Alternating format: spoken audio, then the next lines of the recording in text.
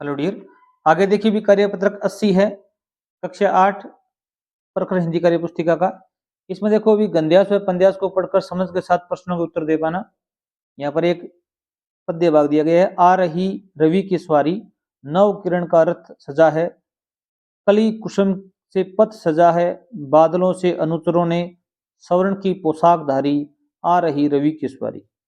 विहंग बंधी और चारण कर रहे कीर्ति गायन, छोड़कर मैदान भागी तारकों की फौज सारी, आ रही रवि की सवारी, आ रही रवि की सवारी। रवि की सवारी आ रही है, इसे क्या है भी कलियां और कुसुम है, उन्होंने जो रास्ता है पथ है उसको सजा रखा है, बादल हैं वो उसके अनुचर हैं, आगे चलने वाले हैं, और सोने की पोशाक पहने हुए रवि की सवारी आ रही है। और जितने भी पक्षी हैं और हैं वो सारे इसके क्या कर रहे हैं, गुणगान कर रहे हैं। और जो तारे हैं वो अपना जगह छोड़कर भाग गए हैं, तार वहां से चले गए इन दिनों सूर्योदय होने से। अब इस पहला प्रश्न दिया गया, ऊपर लिखी कविता को एक सार्थक शीर्षक दीजिए। तो आप इसको शीर्षक क्या देंगे भी, रवि की सवारी, रवि की सवारी, ये सार्थक शीर्षक होगा। आगे देखिए, विहंग बंदी और चारण किसका गुणगान कर रहे हैं भी, यहाँ आएगा सूर्य का। विहंग, हम आपके लिए संजीव और एक्सीलेंट डेस्क वर्क अंग्रेजी के मॉडल पेपर हमने चैनल पर अपलोड किए हुए हैं, और जो न्यू डेस्क वर्क है उसके भी हम अपलोड कर देंगे, तो चैनल पर जाके जरूर देखें। गुणगान गा रहे हैं। आगे देखिए भी, आपको आपने उगते हुए सूर्य का अवश्य देखा होगा। उगते हुए सूर्य की आबा व दृश्य का अपने शब्दों में वर्णन करना है आपको भी। आपने सूर्य ये देखा है तब कैसा लगता है आपको, वो बातें यहाँ पर लिखनी है आपको। जैसे उगते सूर्य की किरणें पूरे आसमान में अपने प्रकाश को फैलाती हैं, सूरज क्षितिज पर खिलता है, सुनहरी पंखुड़ियां गहरे नीले रंग में फैलती हैं। यह हमें अपने दिन की शुरुआत एक नए उत्साह के साथ करने का संदेश देता है। कौन भी, सूर्य। इस प्रकार की बातें आप यहाँ लिख सकते हो, और भी लिख सकते हो। आगे दिया हुआ है, रवि के पर्यायवाची शब्द लिखने हैं। रवि मीन्स क्या होता है भी, सूर्य, इसको हम प्रभाकर भी कहते हैं, दिवाकर भी कहते हैं, और दिनकर भी कहते हैं, भानु भी कहते हैं। इनको जरूर याद कीजिए आप, सूर्य, प्रभाकर, दिवाकर, दिनकर और भानु।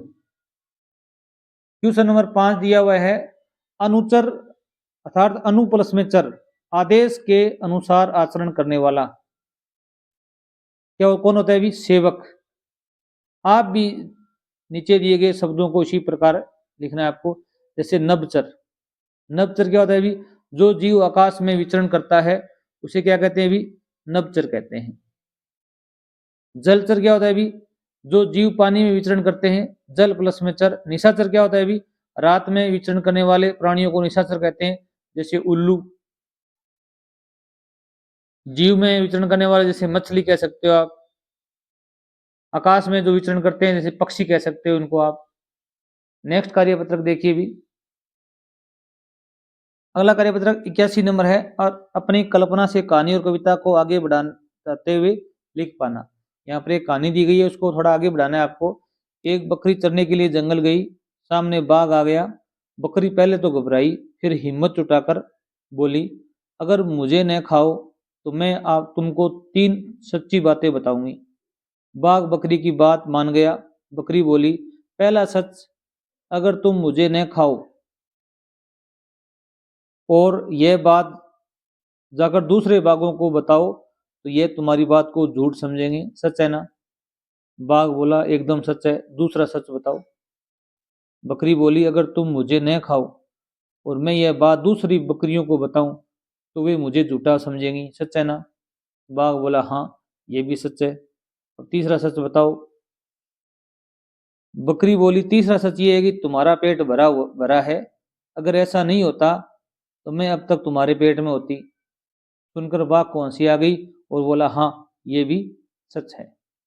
फिर बकरी बोली, तुमने मुझसे वादा किया था कि तुम मुझे नहीं खाओगे, बाघ बोला, ठीक है, तो मैं मेरा वादा निभाता हूँ, आप जा सकती हो। बकरी बोली, महाराज आपका बहुत बहुत धन्यवाद, बहुत बहुत धन्यवाद। बाघ बोला, आपकी बुद्धिमत्ता प्रशंसा योग्य है, क्योंकि अपनी बुद्धिमत्ता के कारण ही वह बकरी क्या है अभी उससे बच पाई। आप इस कहानी को क्या नाम देना चाहते हो? कोई दो नाम सोच कर लिखिए, इसका शीर्षक देना है आपको। एक तो आप दे सको चतुर बकरी, चतुर बकरी। दूसरा क्या दे सकते हो अभी? मूर्ख बाघ दे सकते हो, या बकरी की चतुराई कह सकते हो आप। आगे देखिए भी, नीचे दिए गए वाक्यों में उपयुक्त जगह पर विराम चिन्ह का प्रयोग करना है आपको। जैसे बाघ बोला एकदम सच है, दूसरा सच बताओ। यहाँ पर तो बाघ बोला लिखोगे, फिर यहाँ पर क्या लगाओगे भी? अल्प विराम कोमा लगाओगे। फिर ये एकदम सच है तो इसको इन्वर्टेड कोमा में बंद करोगे, यहाँ पर पूर्ण विराम लगाओगे। दूसरा सच बताओ, यहाँ क्या लगाओगे भी? प्रश्नवाचक लगाओगे। ये प्रश्न पूछा है कि दूसरा सच बताओ। Thanks for watching video.